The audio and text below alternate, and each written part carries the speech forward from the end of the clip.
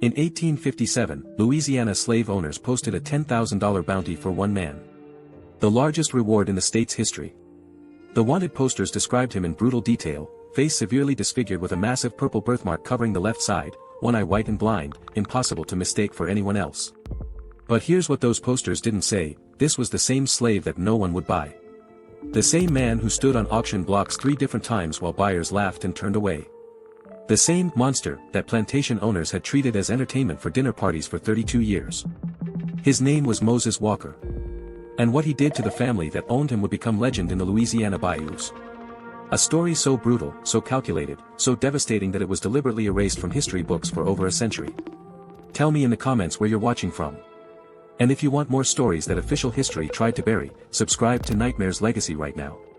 Because what I'm about to tell you will change how you think about revenge, justice, and what happens when you treat a human being like an animal for 3 decades. This is the story of Moses Walker. The slave they called too ugly to buy, who became the most dangerous man in Louisiana. Let me take you back to St. Landry Parish, Louisiana. The heart of sugar cane country. The year is 1825. In a wooden shack behind the fields of Bellefontaine Plantation, a woman named Sarah is giving birth. She's been in labor for 16 hours. The midwife is a 60-year-old enslaved woman named Aunt Cora, who has delivered hundreds of babies in her lifetime. She thinks she's seen everything. She's wrong. When the baby emerges, Aunt Cora screams. She stumbles backward, knocking over the basin of water, nearly dropping the newborn on the dirt floor. The other women rush forward, thinking something went terribly wrong with the birth. Then they see the baby's face. And they scream too. The left side of the infant's face is covered in a massive purple growth. It spreads from his forehead down to his chin, engulfing his eye, distorting his features into something that looks like it came from a nightmare. His left eye is completely white and blank, no pupil, no iris, just a marble of white pressed into raw, twisted flesh. The skin around the growth is wrinkled and melted, as if someone had held his face over fire and let it reform wrong. "Devil child," Aunt Cora whispers, backing away from the baby. That baby been marked by the devil himself. Sarah, exhausted from 16 hours of labor, reaches out with trembling hands. "Let me see him. Let me see my baby." The women hesitate. They expect Sarah to scream when she sees what came out of her. They expect her to push the baby away in horror. Instead, Sarah looks at her son's ruined face for a long moment. And then she smiles. "He's beautiful," she says softly. "He's my beautiful boy." She names him Moses, after the prophet who led his people out of slavery.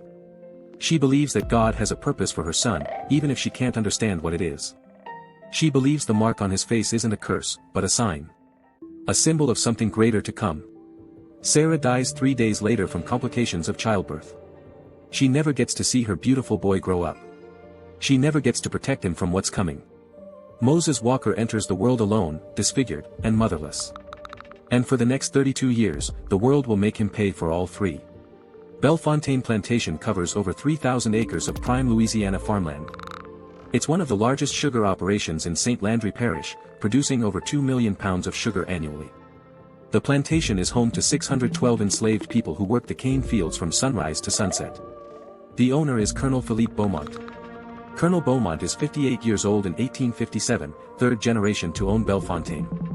His grandfather carved the plantation out of raw swamp land in 1785, fighting alligators, disease, and hostile Native Americans. His father expanded it, buying up neighboring farms, acquiring more enslaved workers, building the grand white mansion that dominates the landscape like a temple to wealth and power.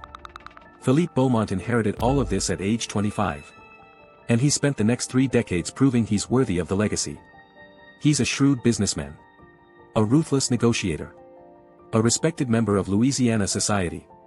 He serves in the state legislature. He donates generously to the Catholic Church. He hosts lavish parties that attract the elite of the South. He's also, by any standard of human decency, a monster. Colonel Bowmont collects things. Fine wines from France. Antique furniture from England. Rare books from around the world. But his most prized collection is something else entirely. He collects instruments of torture. His private study contains over 40 devices designed to inflict pain on the human body. Thumb screws from medieval Spain. Branding irons from the Caribbean. Whips with metal tips that can strip flesh from bone. Masks that force the wearer's mouth open, making it impossible to speak or scream. Bowmont acquired these items from estate sales, private dealers, and fellow collectors who share his interests. And he uses them. Not often. Not publicly. But when a slave needs to be disciplined, when an example needs to be made, Colonel Bowmont retires to a special room in the basement of the mansion. What happens in that room is known only to the victims and to Bowmont himself. But the screams can sometimes be heard from the slave quarters, carried on the wind like the cries of damned souls. Bowmont has a philosophy about slavery that he shares with anyone who asks. He believes that Africans aren't fully human. He believes their souls are corrupted, tainted by centuries of heathen worship. And he believes that suffering can purify those souls, burn away the corruption, make them worthy of salvation. I am not cruel, he says, swirling expensive brandy in a crystal glass. I am merciful. I am giving them the gift of purification. They should thank me. Moses Walker is his favorite subject. From the moment Moses is old enough to work, Bowmont takes a special interest in him. The boy's disfigured face fascinates the colonel. He sees it as proof of his theories about African corruption.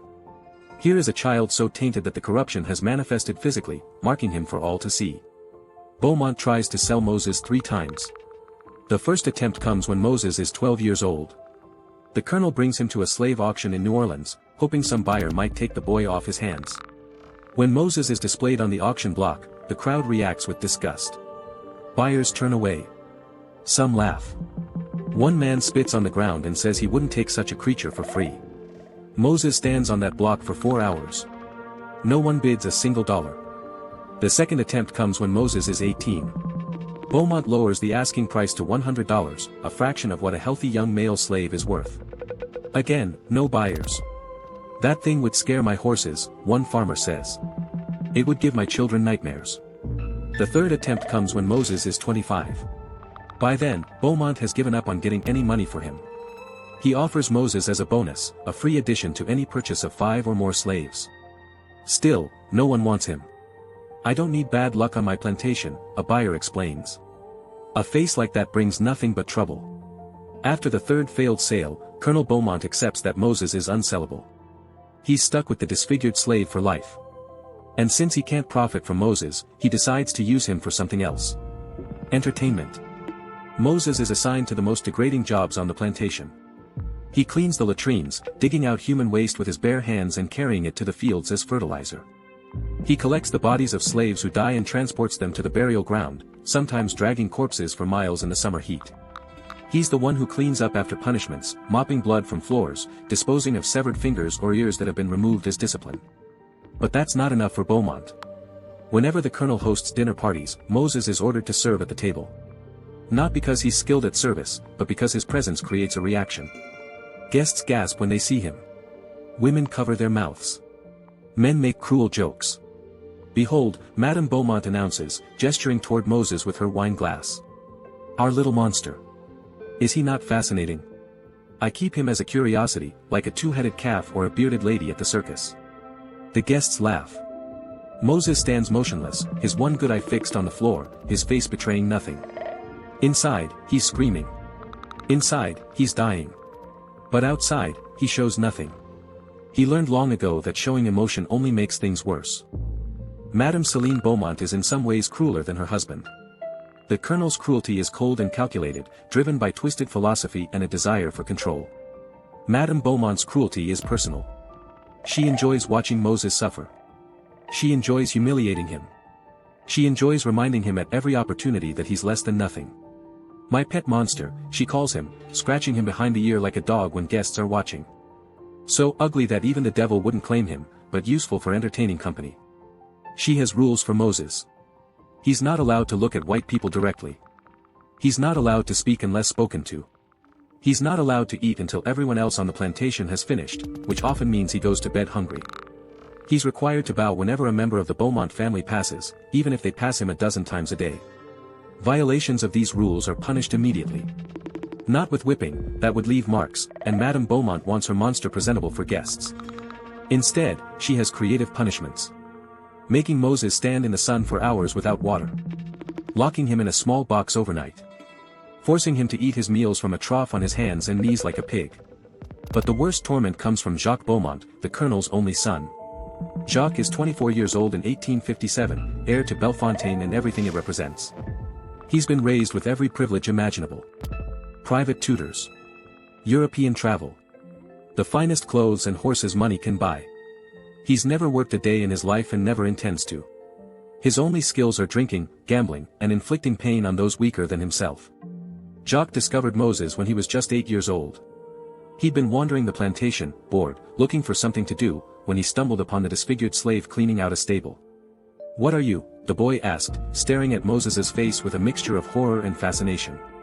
Moses, who was 16 at the time, didn't know how to respond. He wasn't supposed to speak to members of the Bowmont family unless asked a direct question that required an answer. "I asked you a question, monster," Jacques said, picking up a rock from the ground. "What are you?" "I am Moses, young master," Moses replied, keeping his eyes down. "I work in the stables." "You're ugly," Jacques observed. "The ugliest thing I've ever seen." "I bet you're ugly inside too. I bet if I cut you open, your guts would be ugly." And then, without warning, the 8-year-old boy threw the rock at Moses's face. It struck him on the jaw, splitting the skin, drawing blood. Jacques laughed with delight. "You bleed red," he said, surprised. "I thought monsters bled black." That was the beginning of 16 years of torment.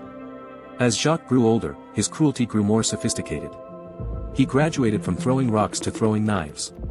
He'd make Moses stand against a wall while he practiced his aim, seeing how close he could get without actually hitting him. Sometimes he missed on purpose, leaving Moses with cuts on his arms and legs that took weeks to heal. When Jacques was old enough to shoot, he used Moses for target practice. He'd fire his pistol inches from Moses's head, laughing as the enslaved man flinched, his ears ringing from the explosion. "Dance, monster," he'd shout, firing at Moses's feet, forcing him to jump and dodge. "Dance for me." Once, when Moses failed to dodge quickly enough, a bullet grazed his thigh. The wound became infected and Moses nearly died. Colonel Bowmont was furious. Not at his son for shooting a slave, but at the slave for getting injured and being unable to work. "Be more careful next time," he told Jacques.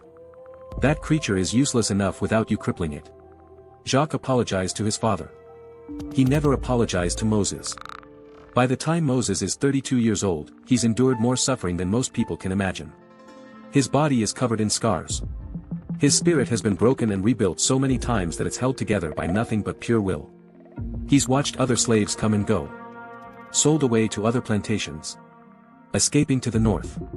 Dying from disease or overwork or punishment. He's watched families torn apart. Children ripped from their mothers. Husbands separated from wives. He's seen the full horror of American slavery, and he survived it all. But survival is not living. Moses Walker exists, but he doesn't live. He moves through his days like a ghost, performing his duties, enduring his torments, waiting for nothing except the release of death. And then something changes. In the spring of 1851, a Catholic priest arrives in St. Landry Parish. His name is Father Antoine Marshan, and he's been sent from New Orleans to minister to the spiritual needs of the rural communities. Officially, his job is to serve the white Catholic families of the region. Performing masses. Hearing confessions. Baptizing babies. Unofficially, Father Marshan has another mission entirely. He's an abolitionist. Not openly, of course. An open abolitionist in Louisiana in 1851 would be hanged from the nearest tree. But Father Marshan believes that slavery is a sin against God, and he's dedicated his life to fighting it in whatever ways he can. He's a conductor on the Underground Railroad, helping escaped slaves find their way to freedom. Over the years, he's guided dozens of fugitives out of Louisiana, through Mississippi and Tennessee, up to the Free States and on to Canada. Father Marshan comes to Bellefontaine on a Sunday morning in April to say Mass for the Bowmont family. The colonel and his wife sit in the front pew, dressed in their finest clothes, performing their weekly display of piety. The slaves attend from the back of the chapel, standing because there are no seats for them, listening to a service in a language most don't understand. The priest notices Moses immediately. Everyone notices Moses. But while others look at the disfigured face and see a monster, Father Marshan sees something else. He sees intelligence. He sees awareness. He sees a mind trapped behind that ruined face, watching, analyzing, waiting. After the Mass, Marshan finds an excuse to speak with Moses. He asks for help carrying some books to his carriage. As they walk together, the priest asks a simple question. "Can you read?" Moses is so startled he almost drops the books. Reading is forbidden. Teaching a slave to read is a crime in Louisiana, punishable by heavy fines for the teacher and severe whipping for the slave. The question itself is dangerous. But something in the priest's eyes tells Moses this isn't a trap. This is an opportunity. "No, Father," Moses says carefully. "I cannot read." Marzhan nods slowly. "Would you like to learn?" Moses doesn't answer immediately. He spent 30 years learning to suppress his desires, his hopes, his dreams. He's learned that wanting things only leads to disappointment. But here is a white man, a priest, offering him something that could change everything. "Yes," Moses finally says. "I would like to learn." That Sunday begins a secret education that will last 3 years. Father Marzhan visits Bellefontaine regularly, officiating at masses, hearing confessions, performing the duties expected of a parish priest. But late at night, in an abandoned cabin at the edge of the swamp, he meets with Moses and teaches him to read. They start with the Bible, the only book that wouldn't arouse suspicion if discovered.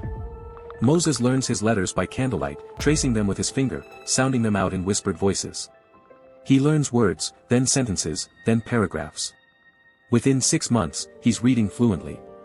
Within a year, he's reading everything the priest can bring him. Father Marzhan is amazed by Moses's intelligence. The enslaved man absorbs knowledge like dry earth absorbing rain. He reads histories of ancient civilizations and understands the patterns of rise and fall. He reads philosophy and grasps concepts that university students struggle with. He reads law books and memorizes the statutes that govern slavery in Louisiana, learning the system that oppresses him with the same precision he might learn the workings of a machine. "You have a remarkable mind," the priest tells him one night. "In another life, you could have been a scholar, a leader, a great man." Moses looks at him with his one good eye. "In this life, I am property. My mind belongs to Colonel Bowmont, just like my body." "Bodies can be owned," Marzhan says. "Minds cannot. Your thoughts are your own. No one can take them from you." Moses considers this. "Then my thoughts are the only free thing about me. For now," the priest says. "But perhaps not forever." Over the following months, their conversations shift from education to something more dangerous. Marzhan tells Moses about the Underground Railroad, about the network of safe houses and secret routes that help slaves escape to freedom. He tells him about Canada, where slavery is illegal, where black men and women live as free citizens. He tells him that escape is possible, that freedom is possible, that a different life is possible. Moses listens carefully to everything. He memorizes routes and contacts and codes. He learns which stars to follow, which rivers to cross, which signs mark safe houses. He stores all of this information in his remarkable memory, building a mental map of liberation. But Moses isn't planning to use this knowledge for himself. Not yet. He has other plans first. Because Moses has also been asking the priest different questions. Questions about the Bowmont family's business dealings. Questions about the political situation in Louisiana. Questions about how power works, how it can be obtained, and how it can be destroyed. Father Marzhan begins to realize that he's not simply teaching a slave to read. He's arming a weapon. In the fall of 1854, a new slave arrives at Bellefontaine. Her name is Delilah. She's 25 years old, tall and strong, with hands that show the calluses of hard labor. She's been purchased from a plantation in South Carolina that's liquidating its assets after the owner's death. She's assigned to the main house, working in the kitchen and helping with cleaning. Delilah has her own history of sorrow. She'd been married to a man named Thomas, and together they had a daughter named Grace. When Grace was 3 years old, the master sold Thomas to a plantation in Mississippi. A year later, he sold Grace to a buyer in Atlanta. Delilah never saw her husband or daughter again. The loss nearly destroyed her. 4 months after Grace was taken, Delilah barely ate, barely spoke, barely functioned. She moved through her days like a ghost, going through the motions of life without actually living. Part of her died when that wagon carried her daughter away, and she didn't know if it would ever come back. Then she came to Bellefontaine. And she met Moses Walker. The first time Delilah sees Moses, she doesn't look away. She doesn't gasp or grimace or make a cruel comment. She simply looks at him, meets his eyes for a moment, and then goes about her business. That simple act of ordinary humanity is so unusual that Moses doesn't know how to process it. For 30 years, every encounter with another person has been defined by his face. Horror. Disgust. Mockery. Pity at best. But this woman looked at him as if he were just another person. As if his face didn't matter. They begin talking. Small conversations at first, the kind of cautious exchanges that enslaved people learn to have, saying little of substance in case someone is listening.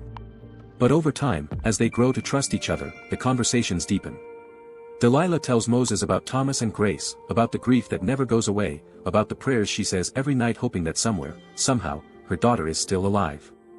Moses tells Delilah about his life, about the years of torment, about the secret education with Father Marzhan, about the plans that are forming in his mind.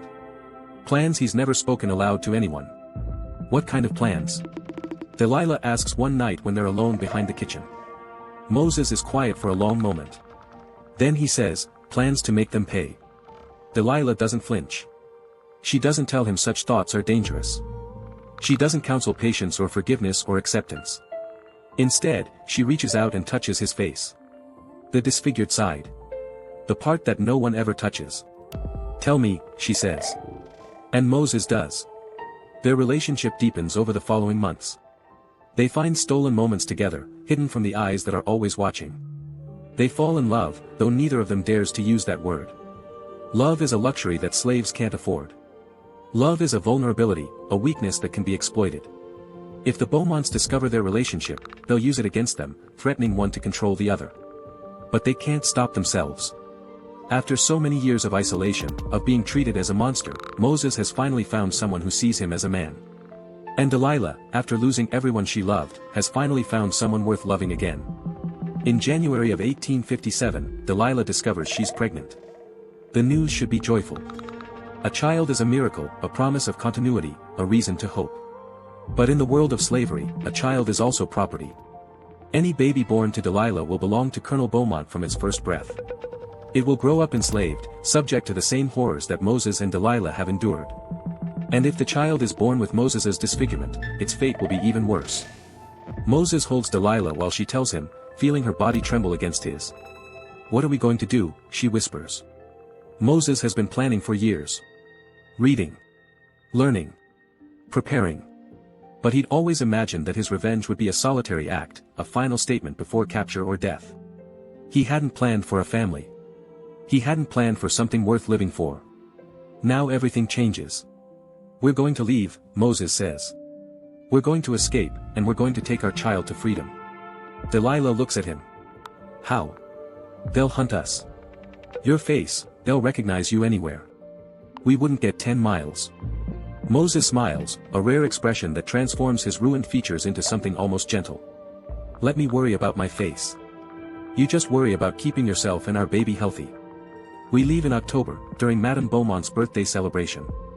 The whole plantation will be distracted. And by the time they realize we're gone, it'll be too late. Too late for what? Moses's smile fades, replaced by something harder. Too late to save themselves. The months leading up to October 1857 are the busiest of Moses's life. He continues his degrading duties during the day. Cleaning latrines. Hauling bodies. Serving at dinner parties. Enduring the endless humiliations that have defined his existence. But at night, in the darkness of his cabin and in secret meetings with Father Marzhan, he prepares. First, the money. Moses begins stealing from the Bowmonts. Tiny amounts that won't be noticed. A coin here. A piece of silver there. Over the months, he accumulates nearly $200 in cash and valuables. Enough to buy silence, bribe guards, pay for passage. Second, the information. Moses studies Bellefontaine more intensely than ever before. He memorizes the schedules of every overseer, the habits of every guard, the layout of every building. He identifies the weak points in the plantation security, the gaps that can be exploited. Third, the weapons. Moses has no access to guns or knives, but he has something else. Knowledge. He knows how to make simple weapons from materials that are available to him. He fashions a blade from a piece of scrap metal, sharpening it against a stone until it can cut through leather. He creates small smoke bombs from chemicals he finds in the storage buildings, devices that can create confusion and cover his escape. Fourth, the documents. Moses knows that the most dangerous secrets aren't physical, but informational. Through careful observation and occasional theft, he accumulates evidence of Colonel Beaumont's activities. Letters that reveal illegal business dealings. Records of bribes paid to local officials. And most damning of all, correspondence that proves the colonel's involvement in a conspiracy to assassinate a state legislator who proposed reforms to the treatment of slaves. Moses copies the most incriminating documents in his careful handwriting and hides them in multiple locations. If anything happens to him, this information will still come to light. The colonel's secrets will be exposed regardless. And fifth, the revenge. Moses hasn't forgotten the years of torment. The humiliations. The beatings. The constant reminder that he's less than human. He's forgiven none of it. And he has a plan to make the Bowmont family pay for everything they've done. Not just to him. To every slave who has ever suffered on this plantation. To every family that's been torn apart. To every life that's been destroyed in the name of profit and power. The Bowmonts think Moses is a monster. They've treated him like an animal for 32 years. They have no idea that the real monster isn't his face, but his mind. And that mind has been planning their destruction for years. October 17, 1857 arrives with clear skies and cool temperatures. It's the perfect day for a celebration, and Madame Bowmont intends to make the most of it. Her 50th birthday party will be the social event of the season. Over 100 guests have been invited from plantations across Louisiana. Caterers have been brought in from New Orleans. Musicians will play until dawn. The champagne will flow like water. Moses watches the preparations from the shadows, observing the chaos of activity that will provide his cover. Servants run everywhere, setting up tables, arranging flowers, preparing food. Guests begin arriving in the late afternoon, their carriages filling the circular drive in front of the mansion. Men in tailored suits and women in imported gowns step out, greeting each other with kisses and handshakes, ready for an evening of excess. Moses goes through his normal duties, appearing as invisible and subservient as always. He serves drinks. He cleans up spills. He endures the usual comments about his appearance. Good God, Celine, must we look at that thing while we eat? Adds to the ambience, does it not? Like a gargoyle at a cathedral. Inside, Moses is counting down the hours. At 8 o'clock, the party is in full swing. The main hall of the mansion blazes with candlelight. A string quartet plays Mozart. Guests dance and laugh and drink and eat, celebrating the birthday of a woman who has built her happiness on the misery of hundreds. At 9 o'clock, Moses slips away from the party. No one notices. No one ever notices Moses unless they want to mock him. He makes his way to the cabin where Delilah is waiting. She's ready, dressed in dark clothes, carrying a small bundle containing everything they'll take with them. Her face is calm, but Moses can see the fear in her eyes. It's time, he says. I know. She takes his hand. I'm ready. Moses squeezes her fingers gently. Go to the edge of the swamp where we practiced. Wait for me there. I'll come within the hour. What are you going to do? Moses doesn't answer directly. Instead, he kisses her forehead, feeling the warmth of her skin, memorizing the moment. I'm going to make sure no one follows us. He watches her disappear into the darkness. Then he turns back toward the mansion, toward the celebration, toward the family that has tormented him for 32 years. It's time to settle accounts. The first stop is Colonel Bowmont's private study. Moses has cleaned this room hundreds of times. He knows every inch of it. The mahogany desk imported from England. The leather chairs. The shelves lined with books the colonel has never read. He knows where Bowmont keeps his important documents, in a locked drawer on the left side of the desk. He knows where the safe is hidden, behind a portrait of the colonel's father.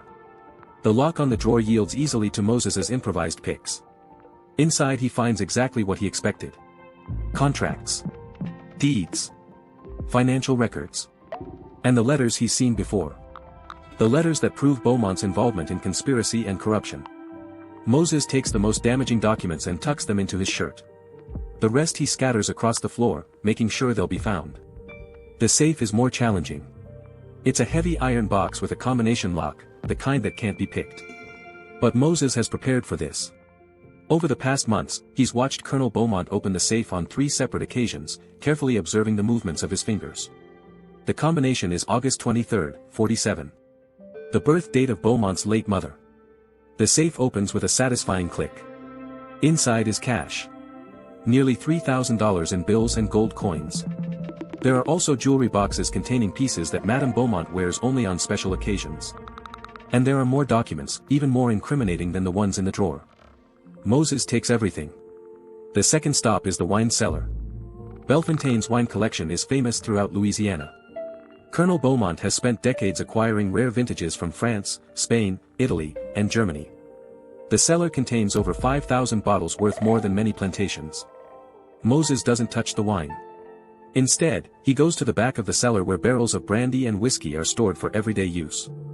He opens the taps on 3 of the largest barrels, letting the alcohol pour out onto the stone floor.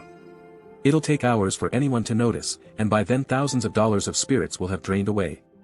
But that's not the main purpose. The alcohol spreading across the floor will serve another function soon. The third stop is the stable.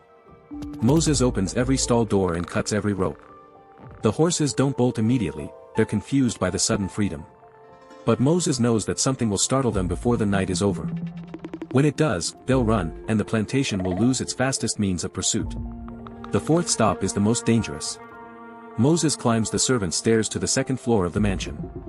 The party continues below, the sounds of music and laughter floating up through the floorboards.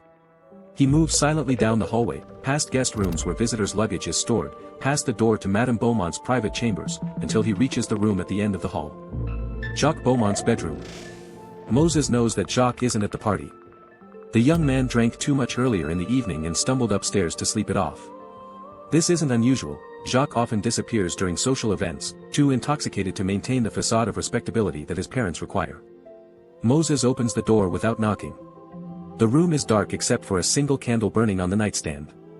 Jacques is sprawled across the bed, still wearing his evening clothes, snoring loudly. An empty bottle of bourbon lies on the floor beside him. Moses stands over the bed, looking down at the man who has tormented him for 16 years. The man who threw rocks at his face. The man who used him for target practice.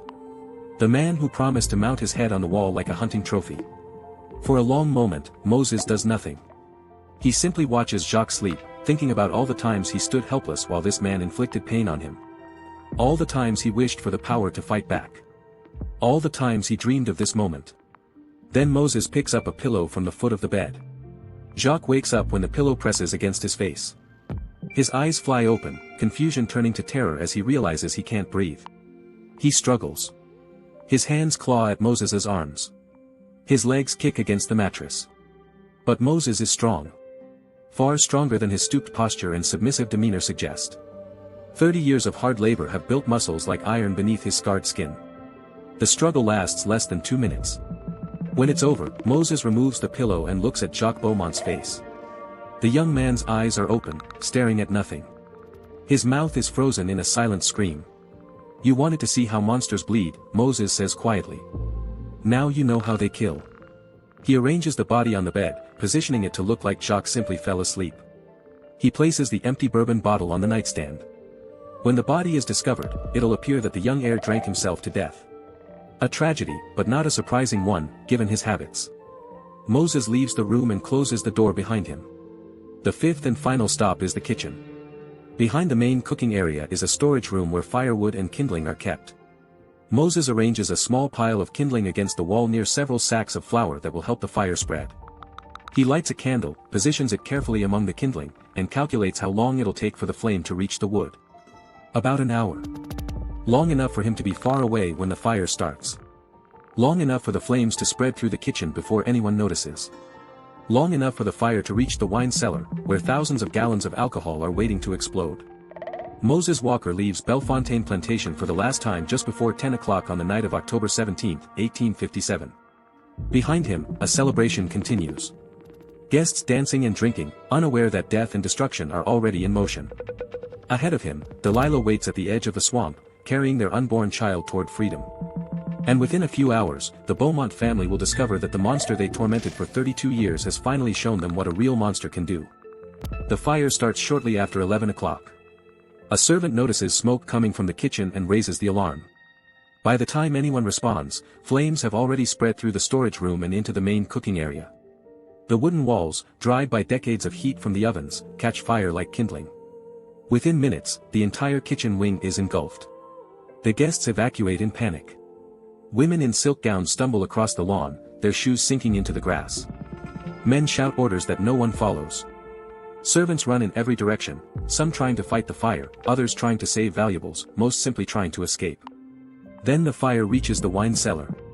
The alcohol that Moses released hours earlier has spread across the stone floor, seeping into cracks, pooling in corners, filling the air with invisible fumes. When the flames find this reservoir, the cellar explodes. The blast shakes the entire mansion, shattering windows and knocking people off their feet. A column of fire erupts from the cellar doors, shooting 30 feet into the air. The heat is so intense that it ignites the walls of the adjacent rooms. By midnight, half of the Bellefontaine mansion is in flames. Colonel Bowmont watches his ancestral home burn with a face that shows no emotion. He survived the initial explosion, having been in the front parlor when the cellar ignited. Now he stands on the lawn, surrounded by hysterical guests and panicking servants, watching generations of wealth and history turn to ash. Where is Jacques? Madame Beaumont screams, grabbing her husband's arm. Where is my son? Beaumont turns to look at her. In the chaos, he hasn't thought about Jacques.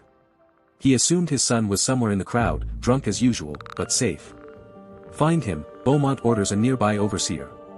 Search the house. The overseer looks at the burning mansion, at the flames pouring from every window, at the roof that's beginning to collapse. Sir, no one can go in there. It's suicide. I said find my son. But there's no need to search. An hour later, when the fire has finally burned itself out and the ruins have cooled enough to approach, they find Jacques Beaumont's body in his bedroom. The room has been largely spared by the fire, protected by stone walls on 3 sides. Jacques lies on his bed, seemingly untouched by the flames, looking almost peaceful. The doctor who examines the body declares that young Master Bowmont died of alcohol poisoning. His heart simply stopped, overwhelmed by years of excessive drinking. A tragedy, the doctor says. Such a young man. Such a waste. Colonel Bowmont accepts this explanation. He has no reason to suspect anything else. Jacques' drinking is well known. It was only a matter of time before it killed him. The fact that it happened on the same night, posters are printed and distributed across the state within days. The description is detailed and unmistakable. Male, 32 years old, approximately 5 feet 10 inches tall, face severely disfigured with purple birthmark covering left side, left eye white and blind. Impossible to mistake for anyone else. Extremely dangerous. Wanted alive. Slave catchers from across the South descend on Louisiana. Professional bounty hunters who make their living tracking fugitives. Amateur fortune seekers hoping to claim the massive reward. Militia groups who enjoy the sport of hunting humans. Dogs trained to follow scent trails through swamps and forests. All of them searching for one man with a face that can't be hidden. The largest manhunt in Louisiana history has begun. And Moses Walker is already gone. Moses and Delilah travel through the swamps for the first 3 days, following routes that Father Marzhan described in detail. They move at night, navigating by the stars, wading through water that sometimes reaches their chests. During the day, they hide in the densest thickets they can find, sleeping in shifts, always listening for the sound of dogs or men. The swamps of Louisiana are dangerous, even for those who know them well. Alligators lurk in the murky water. Venomous snakes hang from low branches. The mud can swallow a person whole if they step in the wrong place. But Moses has studied these swamps for years, gathering information from other slaves who worked in them, memorizing the safe paths and the deadly traps. By the 4th day, they've covered nearly 40 miles and reached a small settlement hidden deep in the bayou. It's a community of free Creoles and mixed-race families who live outside the boundaries of white society. They're not part of the Underground Railroad, but they're sympathetic to fugitives and willing to help for a price. The leader of the community is an old man known only as Papa Legba. He's rumored to be a voodoo priest, a practitioner of the old African religions that survived the Middle Passage. Whether this is true or not, Moses doesn't know or care. What matters is that Papa Legba can provide shelter and information. Moses pays the old man $50 in gold coins. In exchange, Papa Legba agrees to hide Delilah until Moses returns. Return from where? Delilah asks, fear creeping into her voice. Where are you going? Moses takes her hands in his. I have to go back. Back to Bellefontaine. Moses, they'll kill you. They won't find me. But I have unfinished business. The colonel is still alive. His wife is still alive. And as long as they're alive, they'll never stop hunting us. They'll spend every dollar they have, send every man they can hire, search every corner of this country until they find us. Delilah shakes her head.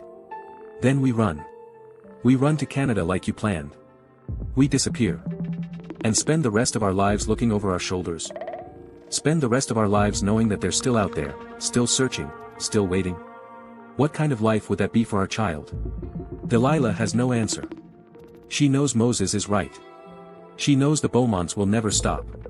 Their pride won't allow it. Their hatred won't allow it. As long as they have breath in their bodies, they'll hunt the slave who humiliated them. What are you going to do? She finally asks. Moses looks at her with his one good eye. I'm going to destroy them. Not just hurt them. Destroy them. Take everything they have, their money, their reputation, their power. By the time I'm finished, the name Bowmont will be worthless in Louisiana. And then I'll come back for you, and we'll go to Canada together. We'll raise our child in freedom, and we'll never think about Bellefontaine again. Delilah wants to argue. She wants to beg him to stay, to abandon his revenge, to run with her while they still can. But she knows Moses. She knows the determination that burns behind that ruined face. She knows he won't rest until the accounts are settled. Promise me you'll come back, she says. Moses kisses her gently. I promise. He leaves that night, heading back toward the world he just escaped, toward the enemies who want him dead, toward a reckoning that's been 32 years in the making. Moses knows that his face is his greatest weakness. The posters are everywhere, describing his disfigurement in precise detail. Anyone who sees him will recognize him instantly. He can't walk into a town, can't travel on roads, can't interact with anyone without being identified. So he decides to change his face. The idea comes to him during his second night alone in the swamp. He's hiding in a dense thicket, watching a group of slave catchers pass by on a nearby road. There are 3 of them. Rough men on horseback, armed with rifles and pistols, accompanied by 2 bloodhounds straining at their leashes. Moses watches them pass and feels something shift in his mind. These men are hunting him like an animal. They expect him to run, to hide, to cower in fear. They don't expect him to fight back. But what if he did? What if instead of being the prey, he became the predator? The thought takes root and won't let go. Moses begins to plan. 3 days later, he sets his trap. He chooses a location carefully, a narrow path through the swamp, the only dry route for miles, a place where pursuers will have to travel single file. He creates a false trail leading to this path, making it obvious enough that even mediocre trackers can follow it. Then he hides in the brush beside the path and waits. The slave catchers arrive the next morning. There are 3 of them, different men than the ones he saw before, but the same type. Hard faces. Cruel eyes. The kind of men who enjoy hunting humans. They're following his trail, confident that their prey is running scared. Moses lets the first man pass. He lets the second man pass. When the third man is directly beside him, Moses moves.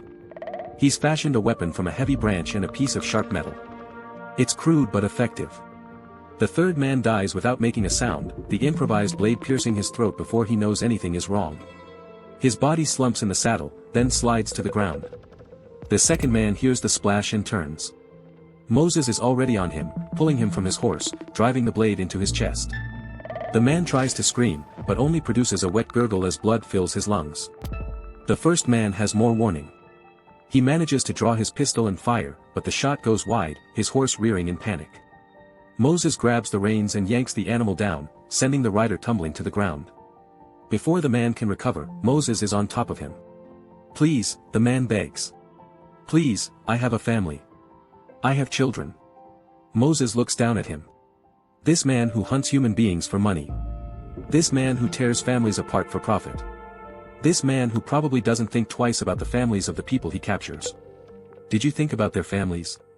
Moses asks. The slaves you caught, the children you sent back to be whipped and sold. Did you think about them? The man has no answer. Moses kills him quickly. It's more mercy than the man deserves. But Moses isn't interested in cruelty. He's interested in results. He strips the youngest of the 3 men, the one whose body is roughly the same size as his own. He takes the man's clothes, his hat, his boots. He takes the weapons, 2 pistols, a rifle, ammunition. He takes the money the men carried. And then he does something that will haunt his dreams for the rest of his life. Using his blade, Moses carefully removes the skin from the dead man's face. It's horrific work. The smell of blood fills his nostrils. His hands shake despite his determination. But he's thought this through carefully. He knows that a mask of cloth or leather will never fool anyone up close. He knows he needs something more convincing. When he's finished, he has a piece of human skin roughly the size and shape of a face. He treats it with salt from the provisions the men carried, preserving it as best he can. He fashions straps to hold it in place. Moses puts on the dead man's clothes. He pulls the hat low over his forehead. And he places the skin over his own face, covering the purple birthmark, covering the blind white eye, covering the features that have marked him as a monster for 32 years. He looks at his reflection in the still water of the swamp. A stranger looks back. The mask isn't perfect. Up close, in bright light, anyone will notice that something is wrong. But from a distance, in shadow, with the hat pulled low, Moses Walker looks like any other white man traveling the Louisiana roads. The monster has become invisible. Moses spends the next 3 months systematically destroying the Bowmont family. He starts with the documents he stole. The letters proving Colonel Bowmont's involvement in a conspiracy to assassinate a state legislator are sent anonymously to newspapers in New Orleans, Baton Rouge, and Natchez. Moses writes a cover letter explaining the origins of the documents and describing other crimes the colonel has committed. The story explodes across Louisiana. Prominent planter implicated in murder plot, corruption, and conspiracy at Bellefontaine. The newspapers print every detail. The colonel's business partners are named. His political allies are exposed. Men who attended his parties and praised his hospitality now rush to distance themselves from him. Colonel Bowmont tries to deny everything.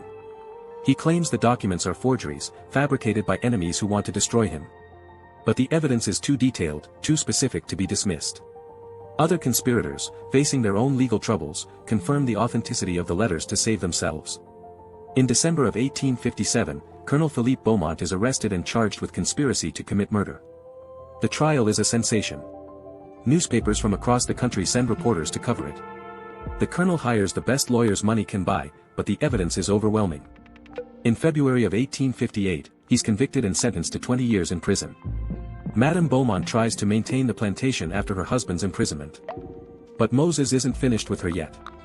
Using the money he stole and the connections he made through Father Mars Han, Moses funds a campaign of sabotage against Bellefontaine.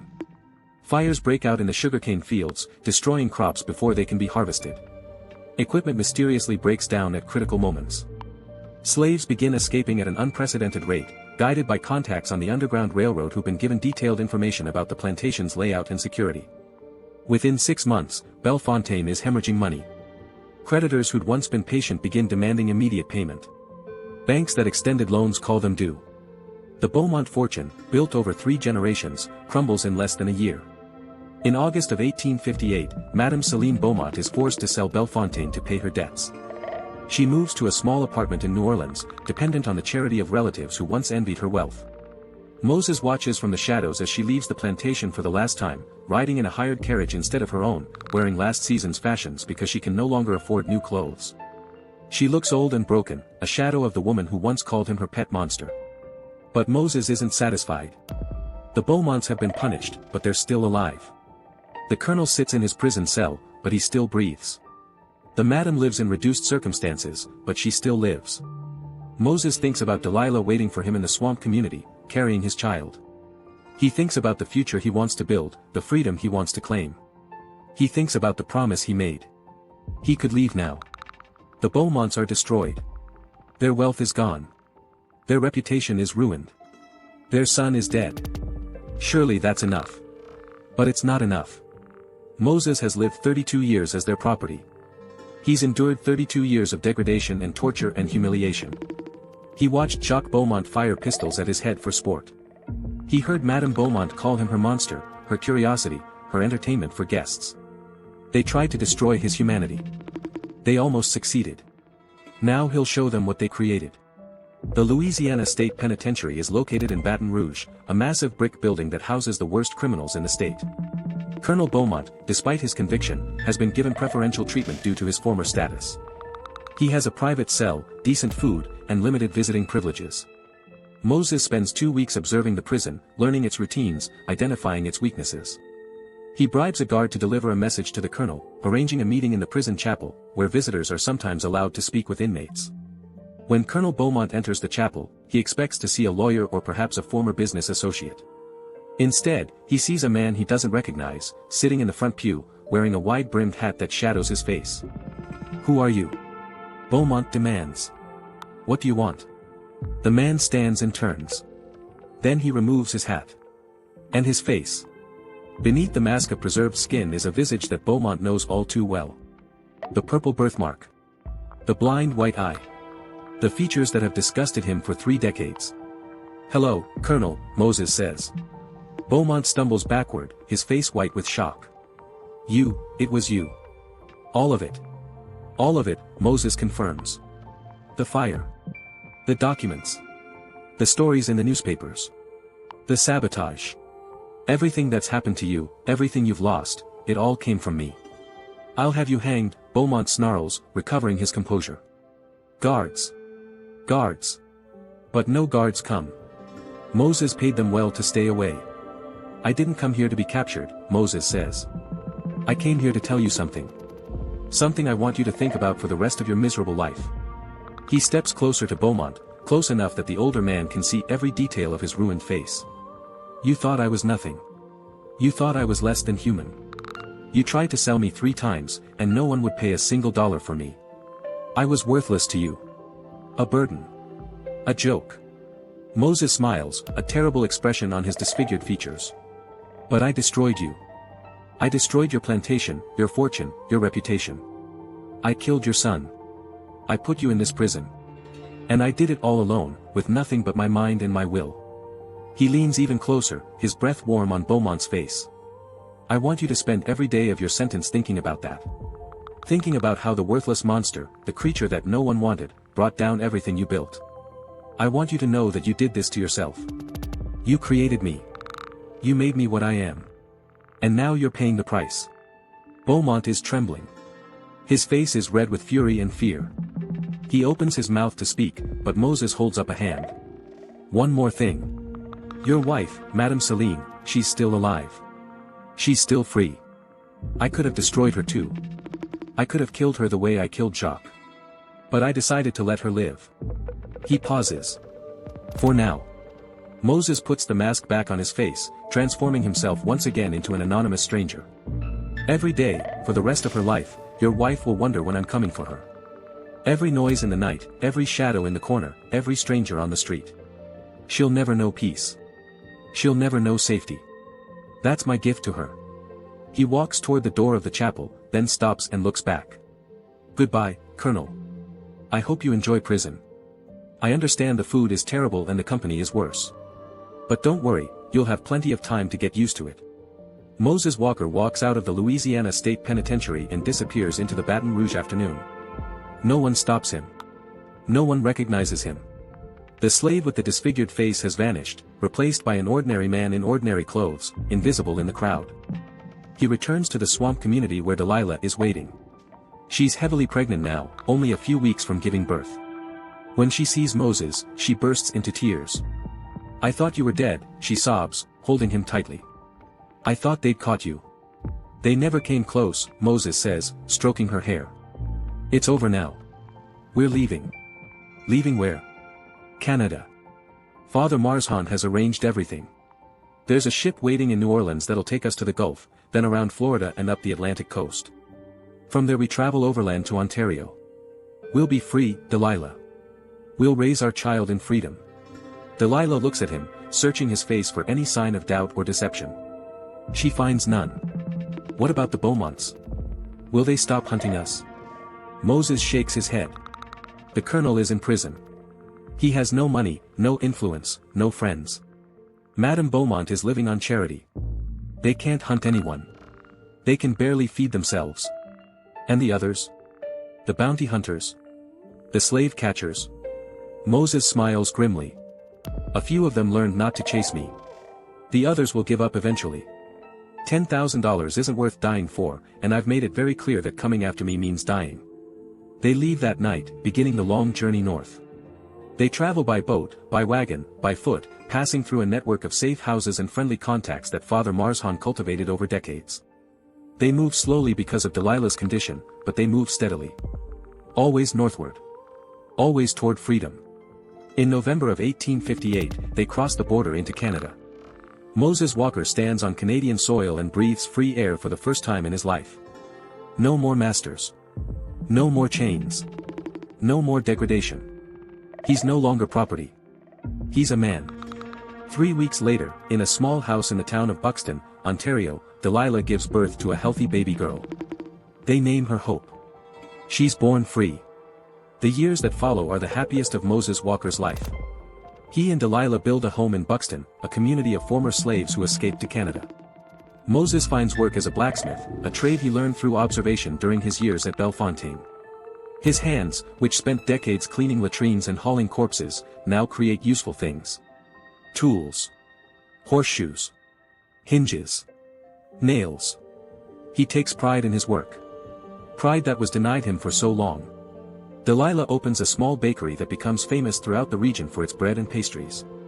The skills she developed in the Bowmont kitchen, skills that served her oppressors, now serve her own family. She teaches other women in the community to bake, sharing her knowledge freely, building connections that strengthen the bonds between formerly enslaved people trying to build new lives. Hope grows into a bright, curious child who knows nothing of slavery except the stories her parents tell her. She attends school. Learns to read and write. Plays with other children in the fields and forests around Buxton. She never experiences the horrors that shaped her parents' lives, and Moses is determined to keep it that way. Father Marshawn visits once, in the summer of 1860, having finally been forced to leave Louisiana when his abolitionist activities were discovered. He's an old man by then, tired and worn, but his eyes light up when he sees what Moses and Delilah have built. "I always knew you were special," the priest tells Moses. "From the first moment I saw you, I knew there was something extraordinary behind that face. I'm glad I lived long enough to see what you became." Moses shakes his head. "You made me what I am, Father. You gave me the tools, the reading, the knowledge, the contacts. Without you, I would have died on that plantation. The tools were nothing without the man who wielded them. You had the courage to use what I gave you. You had the determination to see it through. That came from inside you, Moses. That was always yours." The priest dies the following year, peacefully in his sleep, and is buried in the Buxton Cemetery.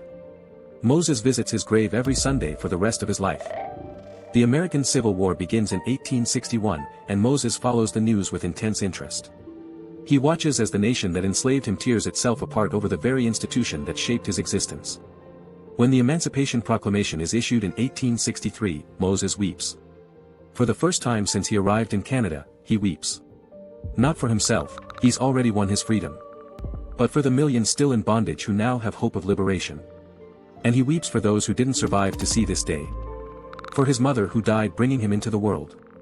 For all the slaves at Bellefontaine who suffered and died under the Bowmont regime. For everyone who was crushed by a system that treated human beings as property. The war ends in 1865. Slavery is abolished. The world that Moses knew, the world of plantations and slave auctions and human beings bought and sold like cattle, ceases to exist. Moses receives word that Colonel Bowmont died in prison in 1864 from an illness the doctors couldn't identify. Some say he simply gave up, lost the will to live after losing everything else. Others say the other prisoners made his life unbearable, knowing what he'd been convicted of. Either way, the man who called Moses worthless is gone. Madame Celine Beaumont survives until 1871. She dies in a charity hospital in New Orleans, alone and forgotten, calling out for servants who no longer exist. Her final years are marked by paranoia and fear, just as Moses promised. She sees enemies everywhere. She trusts no one. She jumps at shadows until the day she dies. Moses doesn't celebrate their deaths. He feels no joy, no satisfaction. He feels only a quiet sense of completion, as if a chapter of his life has finally closed. He kept his promise. He destroyed them. And then he built something better from the ashes. Moses Walker dies on September 3, 1901, at the age of 76.